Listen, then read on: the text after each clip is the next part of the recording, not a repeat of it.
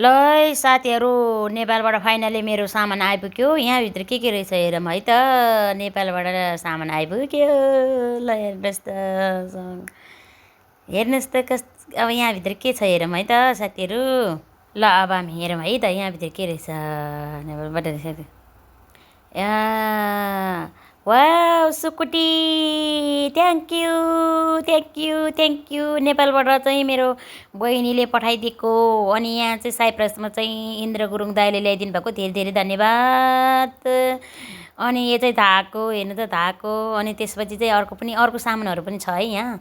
त्यो चाहिँ माला, बक्खुमा लाउने माला, अनि पालिस, आहा धेरै धन्यवाद। टिका हेर्नुहोस् त, अनि बक्खु ल हेर्नुहोस् यहाँ बक्खु हेर्नुहोस् है। यो चाहिँ बक्खुको त्यो माथिपट्टि लाउने हो। यसलाई के भन्छ मलाई चाहिँ नाम थाहा छैन प्रायः है। ए बुट्टा त यतापट्टि पो रहेछ, फर्काएको यतापट्टि छ कि फर्काएको यतापट्टि। हेर न कति राम्रो छ, आहा कति राम्रो है। बक्खु हेर्नु त बक्खु। मलाई चाहिँ यो कलर मनपर्छ, त्यही भएर मैले चाहिँ यही अर्डर गरेको। अनि नेपालबाट चाहिँ मेरो नन्दले पठाइदिएको है। कति लामो माथि गर्दा पनि भुइँ लतरिन्छ, हेर्नु त कति लामो। हाँस्दा मरेँ म त।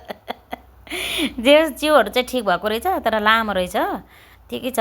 तर एकदम हेप्पी खालको रहेछ, एकदम गरुङ खालको रहेछ, राम्रो खालको रहेछ। धेरै धेरै धन्यवाद हाम्रो बहिनीलाई। यो चाहिँ मेरो नन्दले पठाइदिएको है नेपालबाट। अनि यहाँ चाहिँ गुरुङ दाइले ल्याइदिएको।